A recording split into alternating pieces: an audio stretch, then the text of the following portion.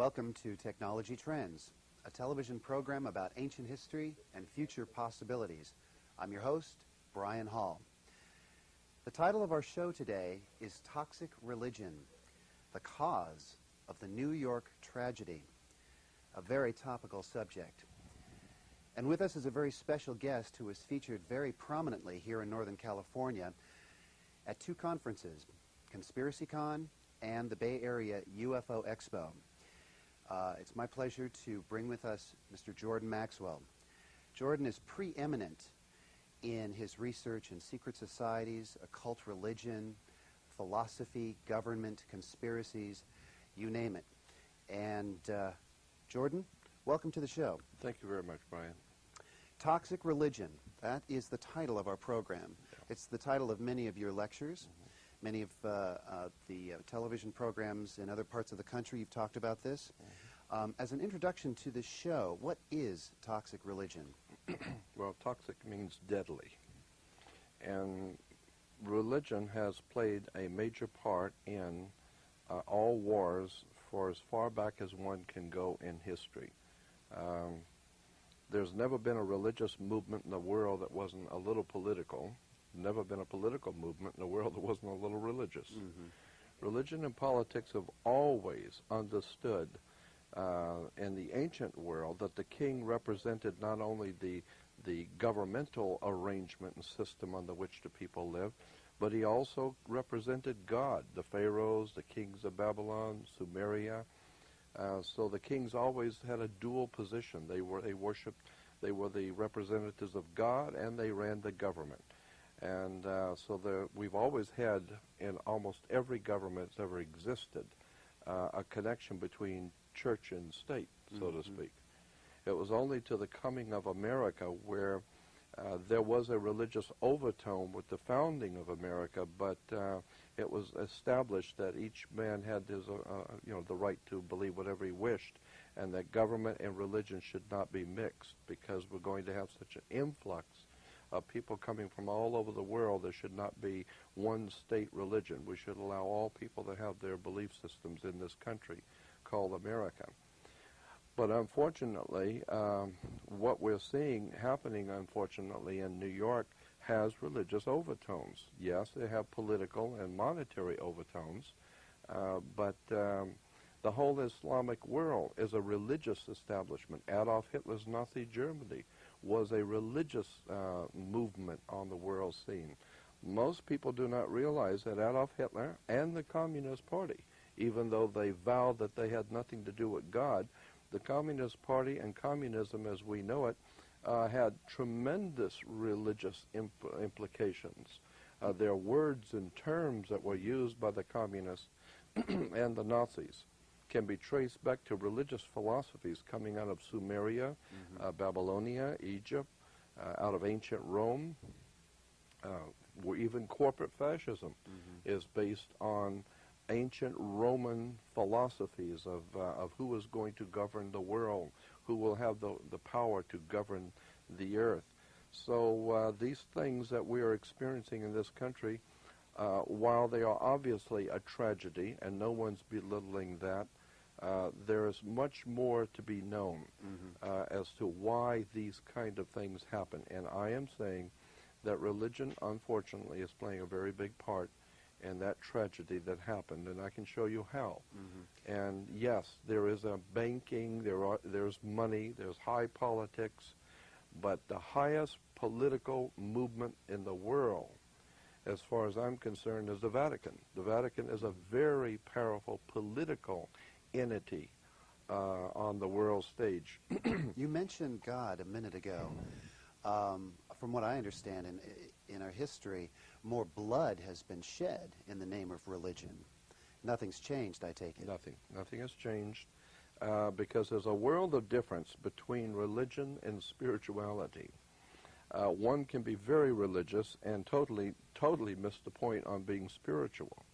Spiritual is something on the inside that goes inside of you, and it connects you to your divine connection in the universe. And that's a very personal thing. Religion is a corporate entity, quite literally a corporate entity. Also, you might want to know this too, that banking, since the World Trade Towers represented banks and money, international money. It wasn't American trade center. Mm-hmm. It wasn't the United States trade. It was the World Trade Center. That's a key point I think people need to understand. Yeah, it wasn't. I do not believe that this was an attack on the American people at all. But when the national leaders say that this was an attack on America, it's the same and tantamount to saying when someone, when the cops put the squeeze on a mafia guy, on some mafiosi, who is legitimately needs to put put in jail, they will turn around and say, "Look, all you're doing is just you are persecuting the Italian people. Mm-hmm. You're picking the Italian people and consequently, they're shifting the blame away from their own underworld activity and saying, you are persecuting me because I'm of the Italian race or the Italian family. Well, that's the same thing I think is happening here. When we hear the government saying that this is an attack on America, I don't believe it's an attack on America at all. I don't think people around the world, I travel around the world, I don't think people hate America. I think that they are very unhappy and hate things that the American, so-called American leaders are doing around the world in our name. Well, I would agree with you on that. So I don't sanction the decisions made by most of my leaders. No. Because they aren't doing a very good job of leading. And from what you're saying, it sounds like that's not by accident, but by design. Absolutely. Like what happened to the Trade Center is just a matter of business. That's all it was. As far as I'm concerned, this Bin Laden Arabic guy,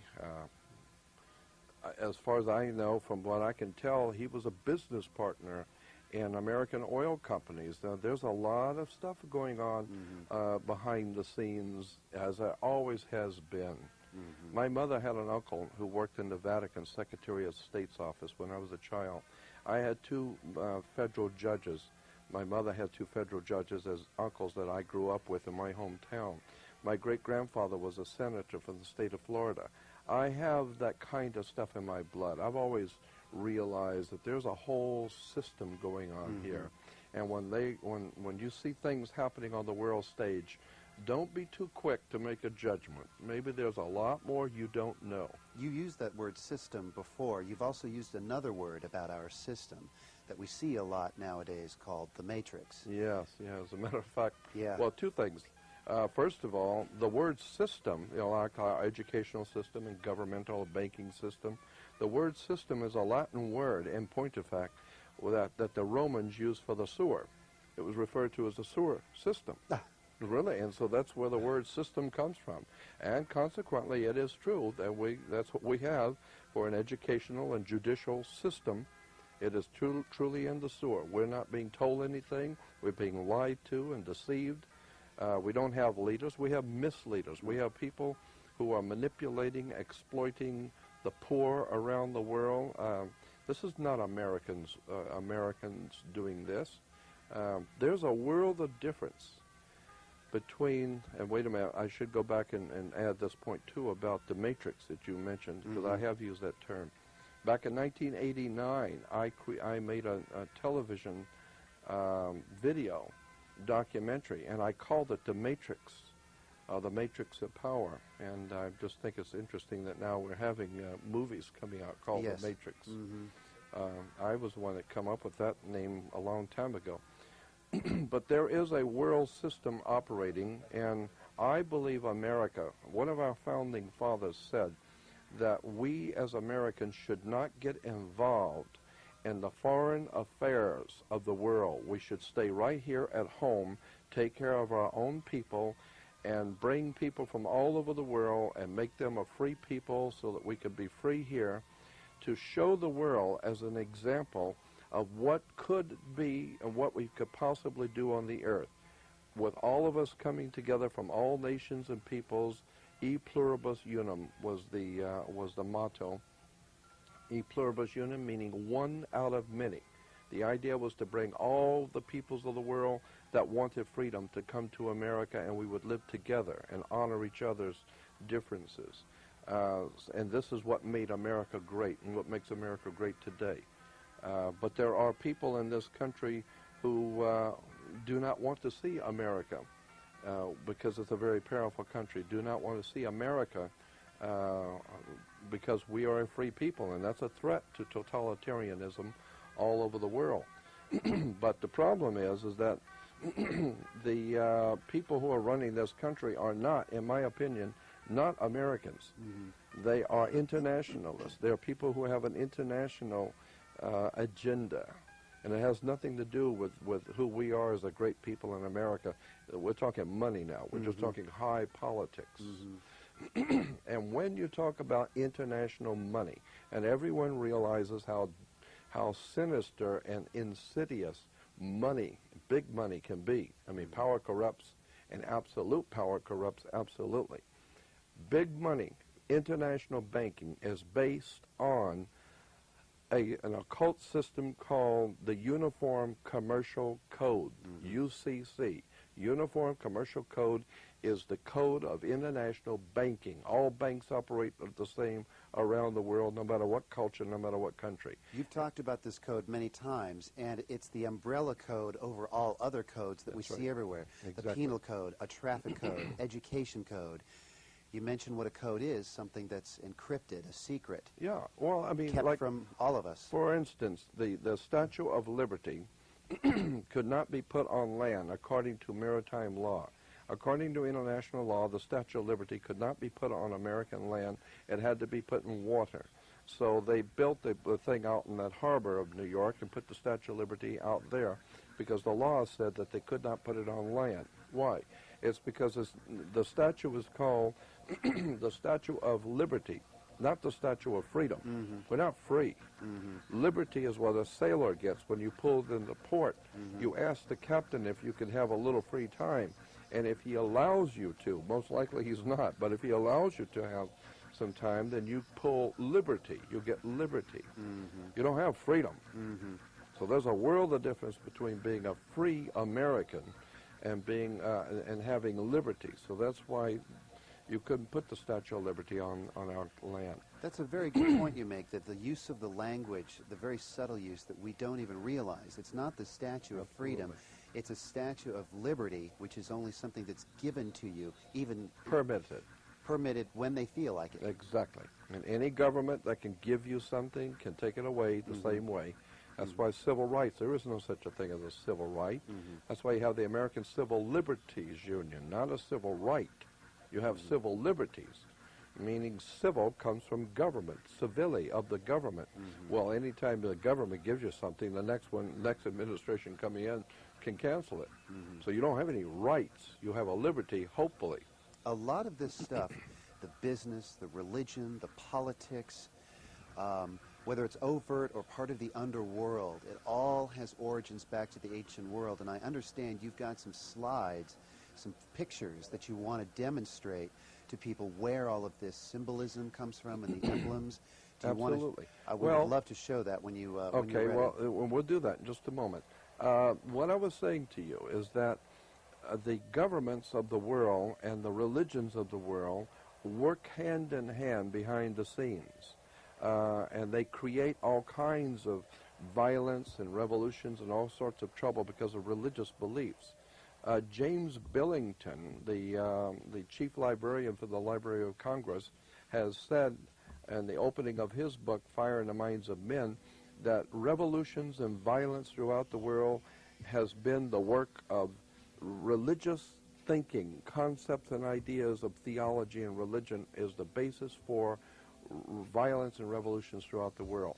I would also like to point out that your listeners should, and the audience should, if they're really interested to understand the kind of chaos that went on in New York, just remember what I'm saying here. Do some homework on this subject called the planet Saturn. Saturn was a very important symbol to the Nazis, to the communists, to the Christian church, especially in Judaism and in Islam.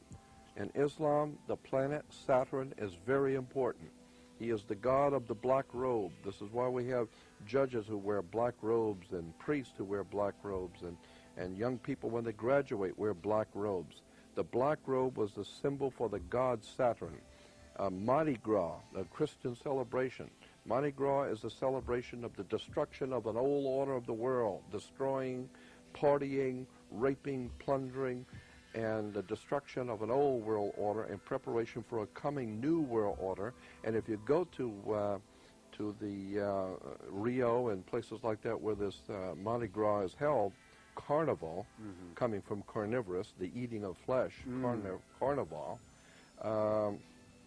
you will find that carnival are the king of carnival is called King Saturn. King Saturn is the god of all chaos and destruction. And you have that. That's Nazism.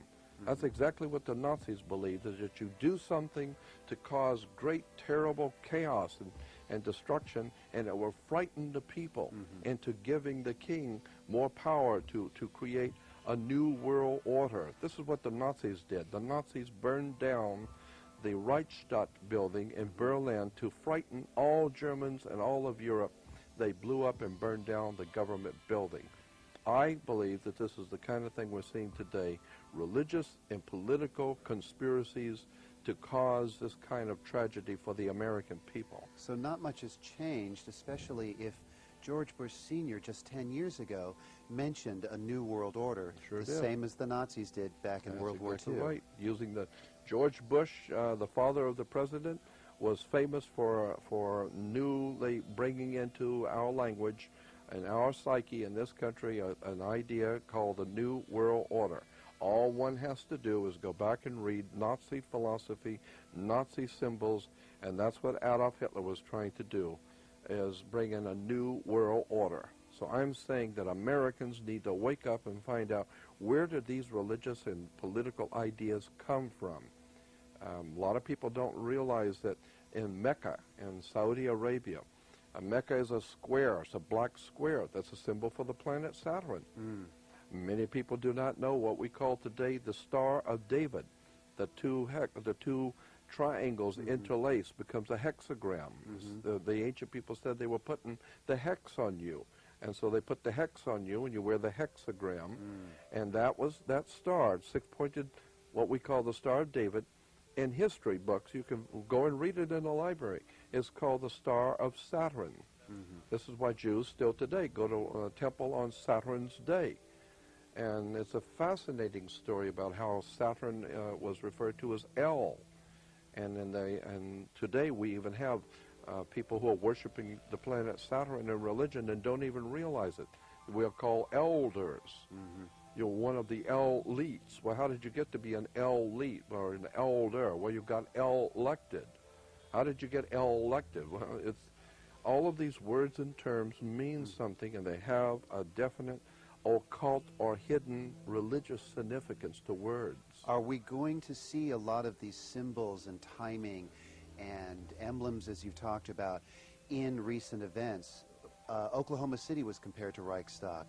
This World Trade incident clearly sounds like it's related to Reichstag, and it's rampant with symbolism and numbers and timing. Absolutely. Very significant, but people, I don't think, most people don't know this. It's in people our faces, but we have no idea. That's exactly right. Most people are too busy trying to earn a dollar to really sit down and look at the back of a dollar bill. You know, the back of the dollar bill is filled with occult emblems and implications that would stagger your mind.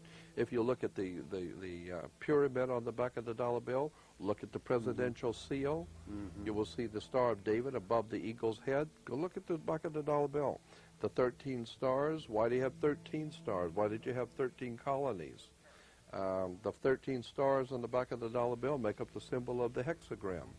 There are 9 feathers in the tail for the Council of 9 and the secret societies. All of these symbols and emblems and things that we take for granted every day, national coats of arms, halotry, symbols, emblems, are trying to tell you something. Most people won't still understand the symbols without having done a little bit of homework. That's right. I think what our audience would like to know is, what implications will this trade building disaster have on our system, our matrix, our society, our government, and this infamous New World Order agenda? I am afraid that what's going to happen, and it's going to happen very quickly, we are going to be talked into because we're an ignorant and ill-informed people in America. We're a trusting people, we're generous, and we don't do a whole lot of homework, and we trust our misleaders, and they're lying to us, and I think we're going to be talked into something called a new world order, a world government.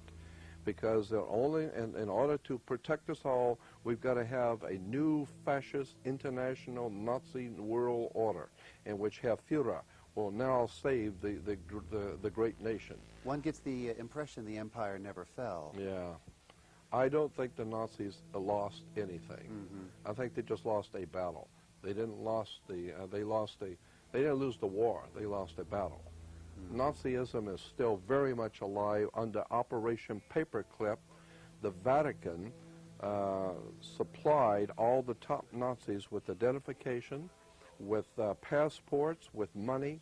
The Vatican supplied all the top Nazis to get out of Germany when in 1944-45 they began to see that the war was going bad for Germany.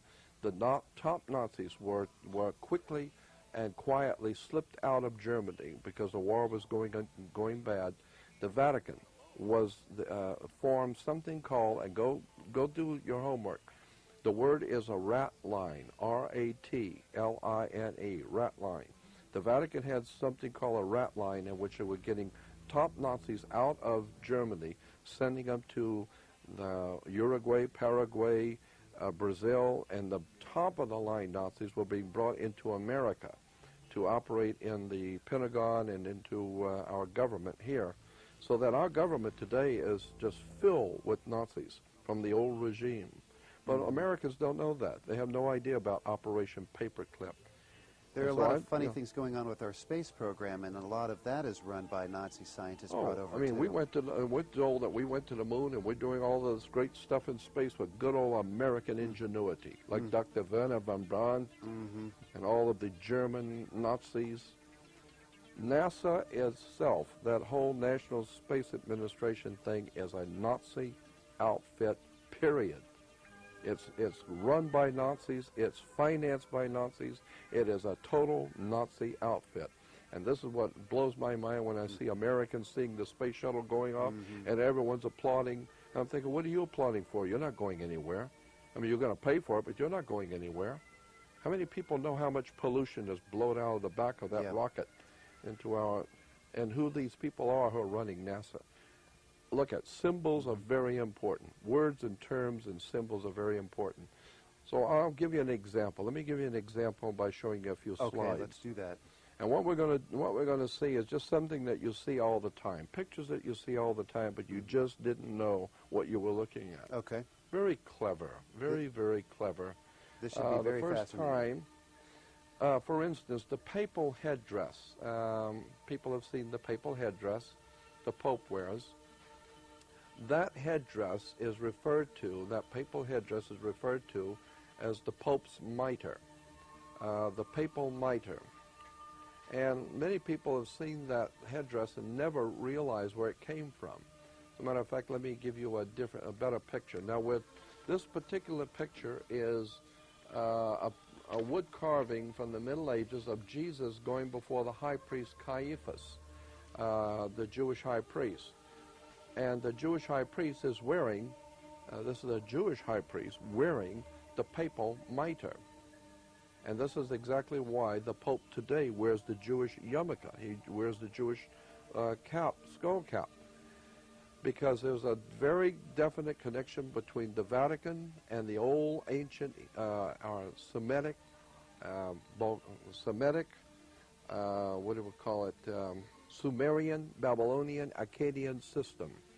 And the symbols are very interesting. Now, getting back to this papal headdress of the Pope's mitre. The reason why we have the papal mitre is because many of the ancient gods in the Phoenician, Canaanite, Babylonian system were said to be fish gods, gods of the sea, the fish gods. And consequently, we have in reference books, you will see some of these ancient priests representing themselves in clothing of a fish. Would this have anything to do with the age of Pisces? Yeah, absolutely. Absolutely. And consequently, here is something called Anis, the fish man. And here is another one. I don't know if that's a little better. Yeah. Now, we might want to back off because I think we're going to have some bigger pictures of this. This is an Assyrian worshiping the god Dagon, Dagon the fish god. Now, I don't know if we can see that headdress or not, but here's another one. Here's another one. Dagon sounds much like the Dogon tribe that encountered the fish people from the stars. That's exactly right. Now you're making the right connections. Mm-hmm. Dagon, the fish god. And so you'll see here is an Assyrian wearing the fish garb. He's wearing a fish head. And here is a famous painting from the Middle Ages of the priest of Dagon officiating in a hospital. And here are the priests wearing the fish headdress. Dagon, the fish god. Now this is why the Pope's mitre is important, because what the Pope's mitre actually is the symbol for Dagon, the fish god. Here we have... Oh, you can see that. Yes. However, when you do it this way, you will see it this way as the fish, and when you go back, you will see the fish head. The fish is Dagon, the old Babylonian, Sumerian, Phoenician, Canaanite, Dagon, the fish god, and here is the papal mitre. So you can clearly see that. Yeah. And here's another picture from of the Pope, and you will see that the headdress. There it is again. There it is again, the fish god. So consequently, this whole idea of the papal mitre, symbols in the Catholic Church, symbols in religion, go back to a whole world of occult symbols and emblems. Now we'll put another particular slide on a particular set of slides. Let's leave this one and go to another one. Well, I see even the graduation there where they're wearing the black square on their That's right. heads. The black square is let's see, the black square, the square mortarboard. That is connected directly to Mecca in the Islamic world. Mecca is the black square. It's called the Kaaba stone. So let's go to the other set of slides, and we'll talk about the next subject. So let's go to the next set of slides. So we'll shut that one off and do something else now. Now, the point I was making before is that something as simple as the papal mitre becomes actually from a fish head. And therefore Christians are driving around with a fish on the back of their car, not realizing that it represents Dagon, the fish god. And in Islam, which is, of course, what we're talking about going to war with, that's a lot of people in the Islamic world. And they have a very important religious belief system that says we are their enemies. But the very idea of Islam is worshiping the God Allah. All one has to do is go to a dictionary and look up Allah, and it will tell you that Allah is the same as the Jewish God in the Old Testament, Yahweh. Yahweh is the Hebrew God of the Old Testament, and Allah is the Islamic God. It's the same thing. Allah and Yahweh and Allah is the same God. It's just one language is Hebrew and one is Arabic. But it's the same God. One would get the impression somebody's playing a big joke on the planet. Without a doubt. The people of this planet, the Islamic world, the Muslims do not realize that Allah is connected to the planet Saturn. This is why Mecca has a black square. Mecca is called the Kaaba, or the Kaaba. And this is why today we have streets in England called Kaaba stone streets, little black squares, the Kaaba. Or you graduate from university with the black square, the Kaaba. So if the source of all these religions is the same, why are we fighting each other? Because we're ignorant. We're not very well informed, and consequently people who are far more clever and far more well-read and highly paid and have no morals or scruples at all know how to manipulate and exploit us, so we fight ourselves. It would make sense that if you're in a prison with, say, an all-black prison in, say, Africa, and you're thrown in the prison, and you're a white man in an all-black prison, for instance, as an example, it would make sense that you would cause problems among the black population. You know, make sure that they stay at each other's throat, spread lies back and forth to keep them angry at each other. Well, if people are ignorant, that's pretty easy to do. It's pretty easy to do. And the idea is keep everybody busy, mad at each other, and now they won't look at you, what you're doing. Well, that sounds awfully familiar. Oh, yeah. I think this is exactly what the Queen of England and the British royalty and the Vatican, a lot of people do not know the Vatican made a contract, an actual contract was signed with the King of England back in the Middle Ages, where the Pope said that he declared himself the Vicar of Christ. The word vicar in Latin simply means someone who stands in for someone else.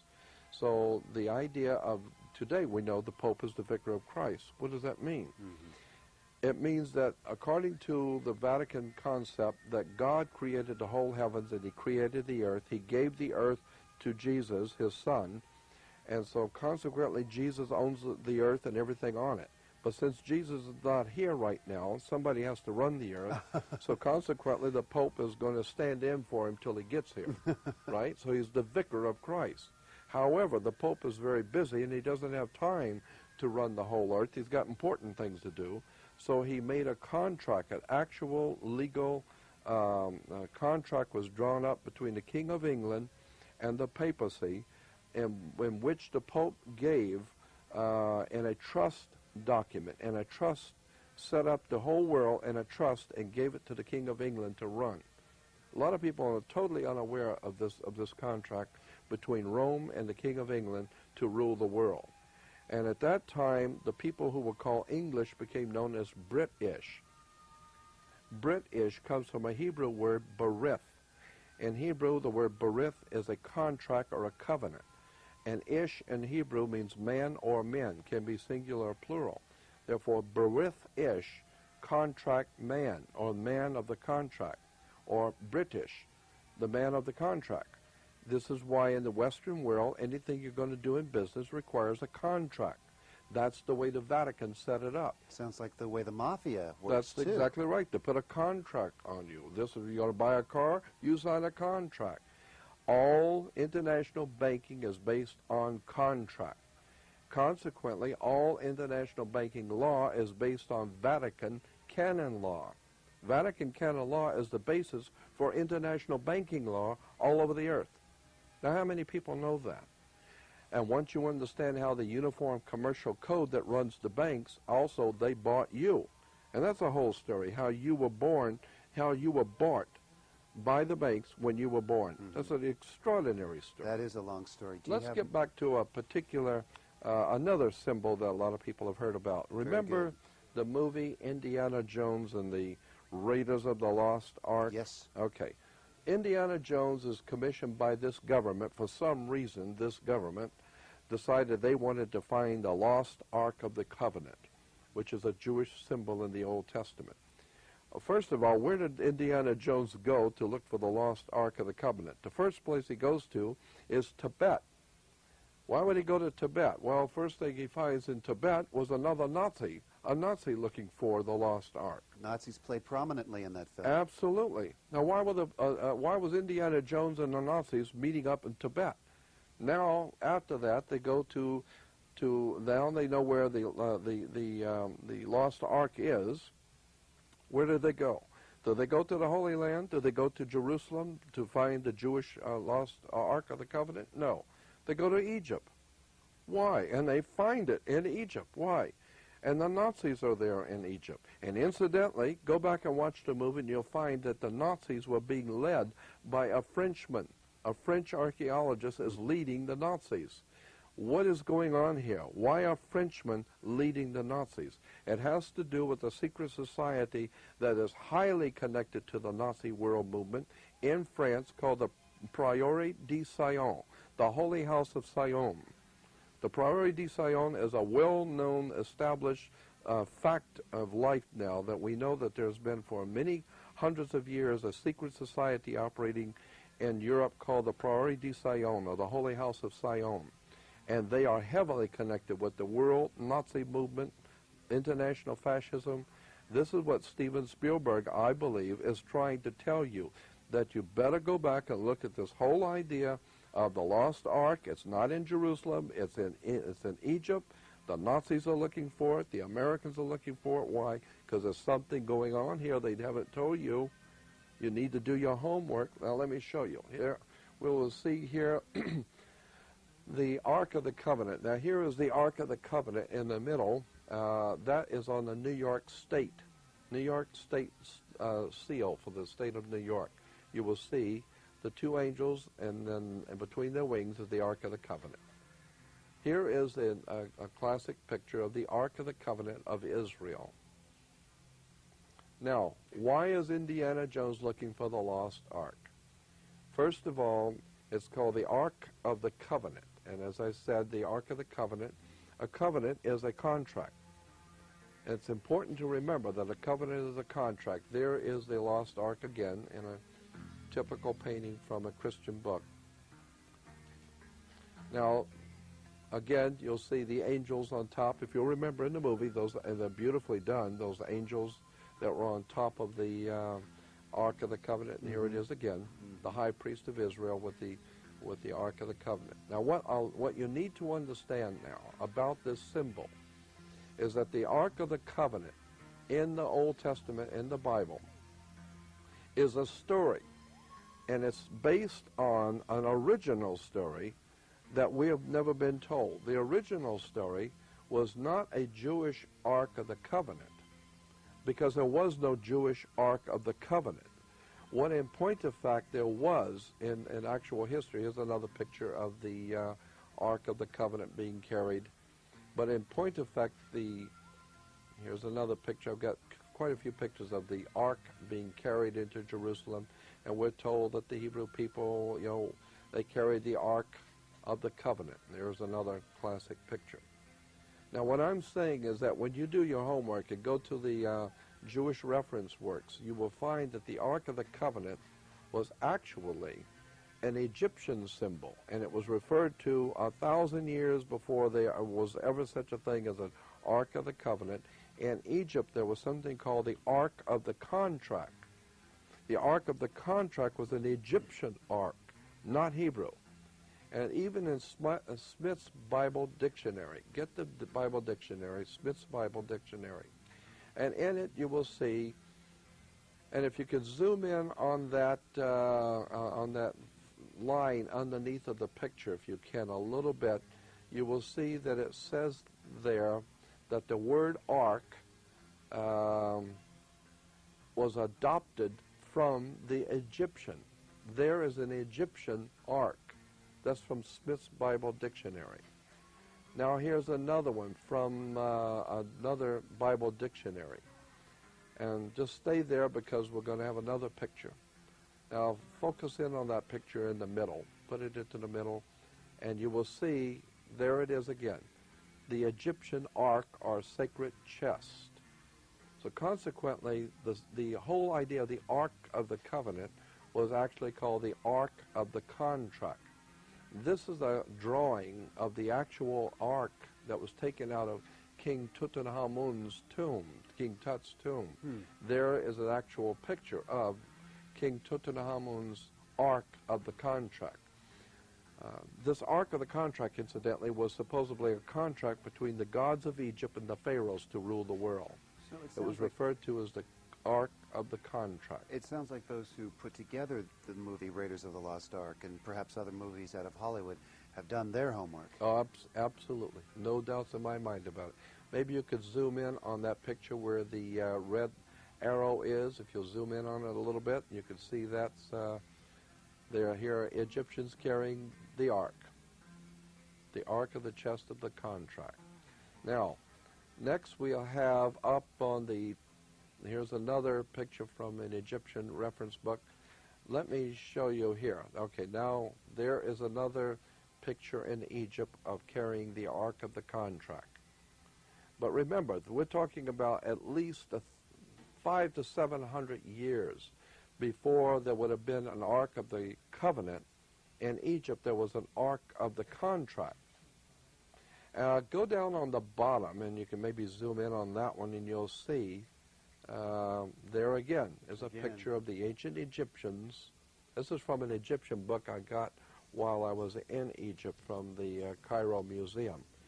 And they have pictures in there of the old Ark of the Contract from Egypt. So this is 700 years before the time of the Ark of the Covenant. Absolutely. Well, if somebody were to look at this book, it might challenge their entire belief system. Absolutely, and that's exactly what I'm saying. Now, let's get back to, that's it for the slides for the moment. So the point I'm making here is that we need to understand that there's a world system at work which is based on deception, misinformation, misleaders, and the people who are behind. For instance, let me give you an example.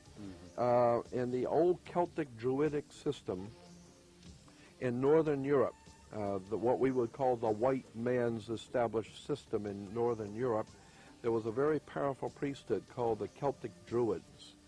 And in the Druidic Celtic system, one of the most important symbols in that system, that ancient system, and we're talking about even 500 to 1,000 years before the Roman Empire, the Celtic Druidic system was in operation in Northern Europe. One of their most important symbols has come down to us today, and that is the magic wand, like Merlin the magician with his magic wand, Mickey Mouse with his, and the conductor of an orchestra with his magic wand, Fantasia. The magic wands were always made out of the wood of a holly tree. It was always made out of holly wood. Consequently, they're still working their magic in Hollywood, because the holly tree, that was very sacred to the ancient magicians, the ancient Celtic Druid magicians.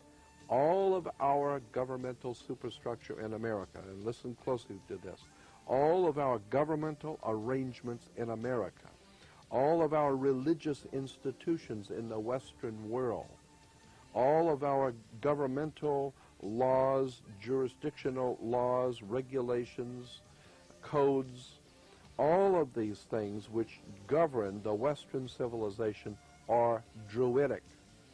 They are absolutely Celtic Druidic system. And unless you understand the Celtic Druidic system and the old ancient Egyptian, Sumerian, Babylonian, Phoenician, Canaanite system, understand there's been a huge, enormous amount of material that has been covered up so that people just go all about their daily business to their synagogues and to churches and never ever question where any of these things are coming from. And Martin Luther King said it best, that there will be no peace where there is no justice. Everyone realizes the implications of that. If there is no justice, there's not going to be any peace. So I am saying that what we need to do is take a whole new look at who we are in this country and what it is we believe about ourselves and believe about God, and start showing respect for other people, because this attack in New York was, again, in my opinion, not an attack on the American people. It was an attack on certain people within our country who are misusing, abusing, and exploiting people around the world for their own agenda. And I think Americans, I love the idea of seeing Americans coming together and flying the flag and all of that and become patriotic, because I'm patriotic. I love my country. But a lot of people don't know, when you see the American flag, that flag that is called the American flag is not the original American flag. They've slipped this one in on us. That American flag you see flying everywhere is a wartime martial law flag. It is not a flag of peace for America. It is a wartime flag. Go do your homework. Go in the library and get a book on flags, and you will see that the original flag for America, the flag that represented America, had stripes up and down, not across, up and down. Well, I think the sentiments are in the right direction for the American people, even though they don't know about the symbolism. You mentioned the ancient Druidic philosophies and religions. Yeah. And the topic of this show is about the Twin Towers. Can you elaborate more on the symbolism of the attack on the Twin Towers? The Twin Towers goes back into the most ancient world. All the ancient temples in Egypt, Sumeria, Babylon, Phoenicia, Cana, Greece, Rome, all of the ancient temples, all of the ancient holy places on the earth always had dual symbols in the towers. Even in the Bible, the Temple of Solomon had two towers sitting in front. They were called pillars, and one was called Jachin and Boaz. They were two twin towers. Twin towers have been used for thousands of years, representing a connection between the powers of this world and the powers of money and religion, the Twin Towers. And so that's why I believe that we need to start looking at the symbols. And I would love to do a whole series of programs just on Twin Towers. Twin Towers, banking and religion. Absolutely. It's a well known that Jachin and Boaz in the Old Testament, what it symbolized. And there's sexual symbolism in all of this too. I mean, classic example of sexual symbolism right here in your face is in Washington, D.C. with the Washington Monument. The Washington Monument is an obelisk. The Washington Monument is an Egyptian obelisk. An Egyptian obelisk is a male erection. It connects to the Oval Office. Okay? I'm serious. This is what the symbols mean. This is why there's a the waterway down between the male erection and the Oval Office. It's the waters of life. You came out of your mother's water. Where you were birthed. Absolutely. Very profound. It's an extraordinary story of betrayal, lies, deception, and I'm saying that what happened in New York, we need as Americans to start doing our homework and finding out who runs these banks, who was it that sets these religious institutions up, where do these terms come from, because the rest of the people out there in the world are looking at us and thinking, how foolish and ignorant can you be? I mean, you're talking about how terrible New York was, but what about Vietnam? What about Cambodia? What about what about Afghanistan? What about Afghanistan? Is anybody looking at what's going on over there? How about the Armenian massacre? 1.5 million Armenians murdered by Turks. Nobody seemed to have been too much upset about that. My God, when you see the films, which I watched, documentary films on what the Armenians, seeing little children, women and children coming in with their whole sides blown off, arms being cut off, bodies being brought in of little children with no heads. And I'm thinking, my God, you talk about a Holocaust. What about the Armenian Holocaust? What about the American Indians? What about the Chinese in Tiananmen Square? This is all based on rivalry between international banking families, religion, and I'm saying, and the bottom line is that we as Americans have the finest country the world has ever known because we don't make distinctions among people's religions. We should come together as Americans. And I would also throw this in, and I'm not expecting you to understand it right now, but you go to my website and do some reading on it, that there is a world of difference. There is a very big difference between being a United States citizen and an American citizen. It doesn't mean the same thing at all. There's a world of difference between the word state of California and California state. Doesn't mean the same thing at all. California state is one thing. State of California means something totally different. And if you don't know the difference, you're never going to see it coming. You're never going to figure out. There's a world of difference between being a lawyer and an attorney. Doesn't mean the same thing. I didn't know that. Absolutely. When you walk into a courtroom, why do you go to court? You play basketball and tennis on a court. Why? Because the whole thing in a court is to put the ball back in the other guy's court. And the judge is the referee. And the judge is wearing a black robe because he represents the planet Saturn. Saturn is called El. Now he's one of the El-elect. He got El-elected. So he's one of the El-elites. Well, it's, and go ahead. it's just a phenomenal story about, you know, we say that the judge sits on rules from the bench. The word bench in Latin means a bank. Where do you find a bank? On both sides of a river banks. What does it do? It directs the flow of the currency, money. Currency.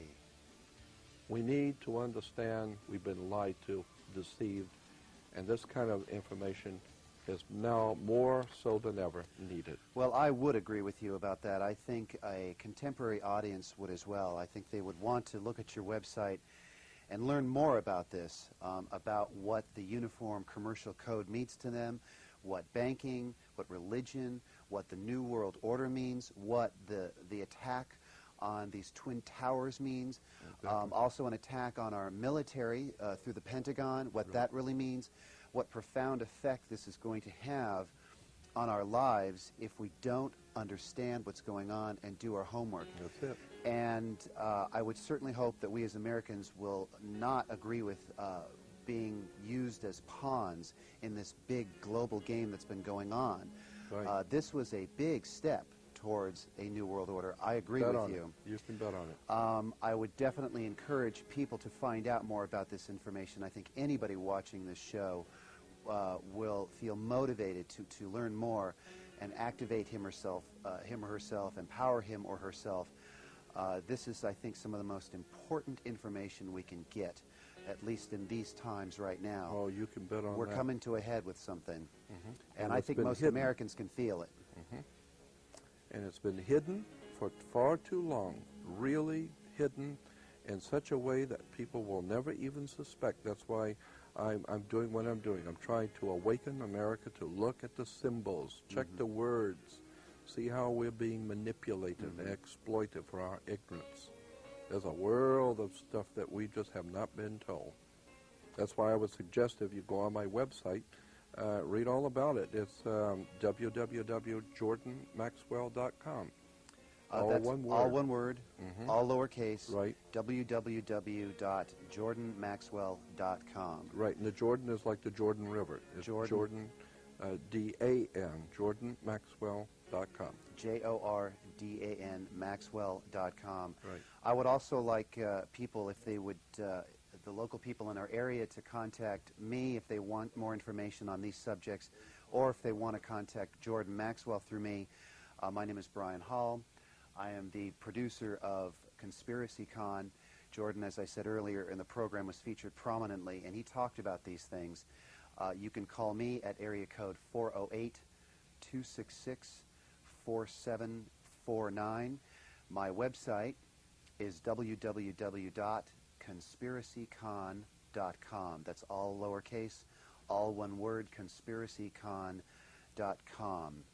And I would hope that all of you would use this wake-up call to take a look at what's really going on right under our noses. Jordan just spoke at a UFO Expo, and I think it's important to see what's in our skies.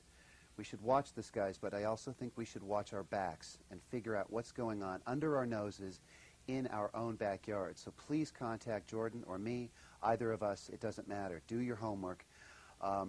We would also encourage you to contact the television studio here for more information. Technology Trends, P.O. Box 487 in Mountain View here in Northern California, and the zip code is 94042. And I would encourage you to contact them as well. Jordan, if there's one last thing you'd like to say in about a minute that we've got to summarize things. I would say that there's a world of difference that everyone needs to know between being a U.S. citizen and an American citizen. As an American, you're a sovereign. As a U.S. citizen, you are under international maritime admiralty laws, and you need to understand that we need to reestablish our freedom in this country and start showing respect for each other and defend our country. And some of the biggest problems we have is misunderstandings. We need to do our homework. I would agree. Well, with that, we are going to say goodnight. I want to thank the audience watching Technology Trends for joining us. I hope this was informative for you. Good night.